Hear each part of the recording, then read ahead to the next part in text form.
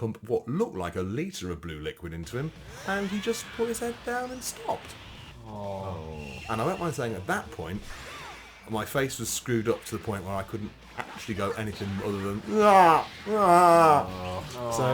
I had one hand on his head, one hand on his bum, thinking, well, if we change our mind, I can push up and down really hard and it might bring him back.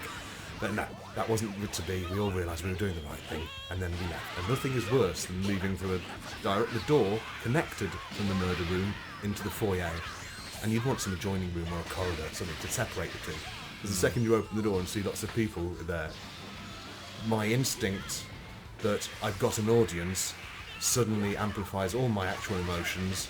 I just went, ah! Oh, God. Oh. There's a little anteroom.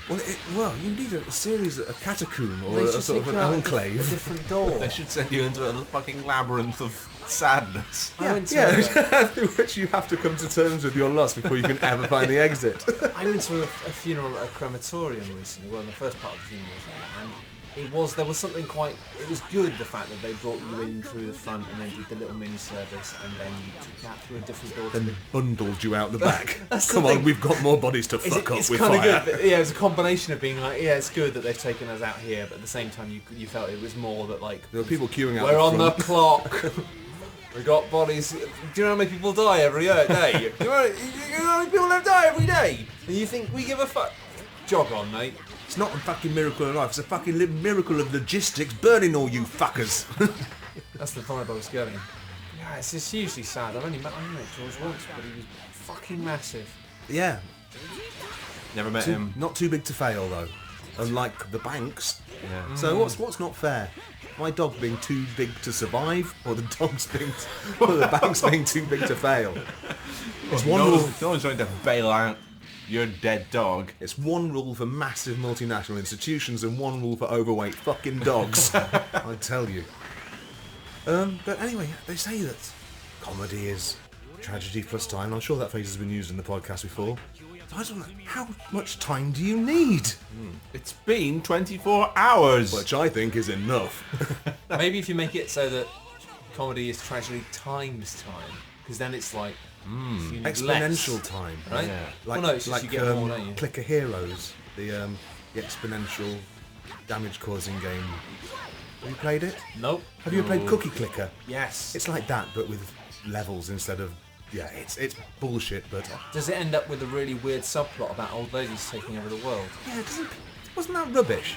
People said, oh, it's amazing though, it gets really dark. I mean, there's a real sort of side story with grannies. And you go, oh, it's not, it's just fucking whimsy, but goes dark a little bit. I liked it because I didn't see it coming. You set the bar low. I like it too. I'm sorry. On Sorry, this, dog. the 1 day anniversary of Vegeta. I don't want to Both disagreeing with you about Cookie Clicker. It's alright, I need... It's been betrayal heaped upon betrayal. Well, It was good though, wasn't it, Steve? That's pretty good. do you want to talk about Cookie Clicker? No. Categorically no. Right, let's talk about whatever you've got there. Well, I don't know, I've just got a few tests. I want to test the water with a few dog-related features. I mean, the first one I got is so it's all short, it's micro features basically. The first one is potential sermon. I mean, you know about the Rainbow Bridge, don't you? The Rainbow Bridge. The Rainbow Bridge is where boy dogs go. Yes, Yeah. it's where dogs go because they're not allowed in heaven. Because some people just won't be very flexible with scripture So and they say sorry. invented a new place. But Rainbow Bridge is where pets go. That sounds to me like fucking bullshit. It's right next to, it's actually part of Rainbow Road, the Mario Kart track. They're just going to get run over by fucking dinosaurs then. That is what Rainbow it is. Road.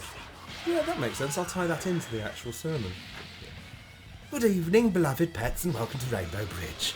This is the place where animals go instead of heaven, because quite frankly, heaven's a non-stop orgy, and the last thing anyone wants is to spit out a barrage of proper nice sticks to go home and feed a fucking dog.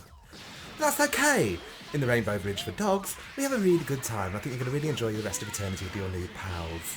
Now, if you go to the overhead projector, I'll outline the itinerary for the rest of your dog forever, which in human terms is 7 infinite forevers, so learn to like it.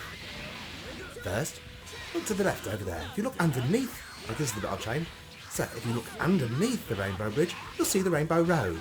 And that's got the conveyor belt on it that takes recently deceased humans to their eternal destiny. Well, that's exciting, isn't it? So stage 1 of your eternity is to stare at that, panting happily, and wait until you see your owners. Oh. See those dogs over there? They're in the middle of stage 2. That's the moment when you actually see your owners going past. And you could go mental, you go bark, you go mad.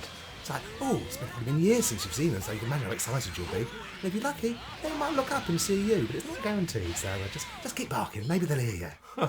And after that, it's on to stage 3. Now, this is the most exciting stage of all. It's where you get to stare at the end of the conveyor belt and wonder if they're ever coming back. Now, I will say this. No one's ever come back to get the dog yet, but you never know, do you? And you don't want to miss them. You don't want to miss your family who loved you right up to the moment they slipped a catheter into your leg and sent you here, do you? They wouldn't have sent you here if they weren't going to come back for you. Anyway, that's it. Welcome to the Rainbow Bridge. Get staring at that conveyor belt. I'm not crying, but I feel like all of my insides are bleeding tears. I did it in a funny camp voice. I know How you can it be did. upsetting? Yeah. I'm sorry, but you know that kind of horrible crunch stress thing you get where like you're fine, you just can tell you're frowning, but the whole of your inside is just in a horrible place. Yeah. I'm there. Also, it's not helping the fact that one of the main memories I have of George is from you wearing is it the Jennifer head?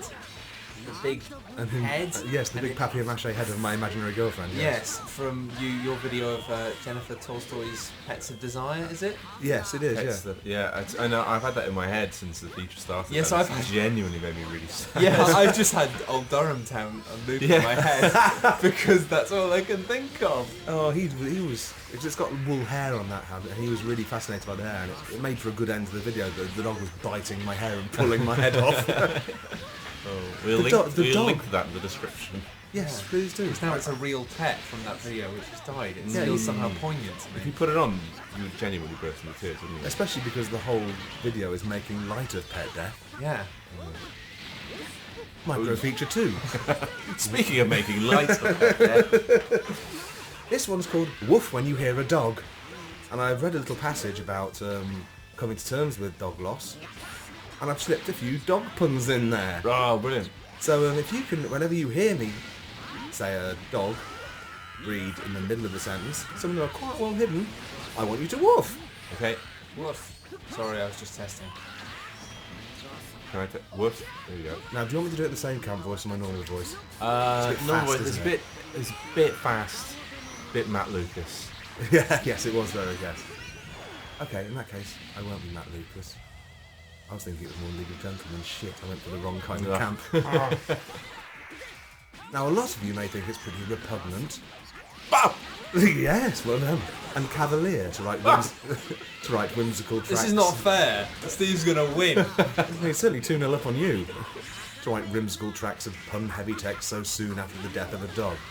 But before you point a finger and decide to shun me, is shun the right word? Maybe not, but I'll say shun anyway. Woof. Oh, Nice. Very good.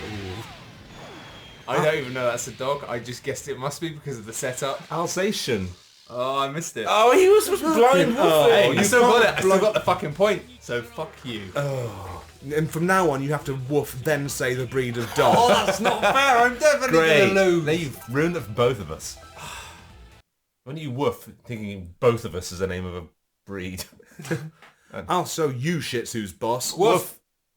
Go on. Shit, see.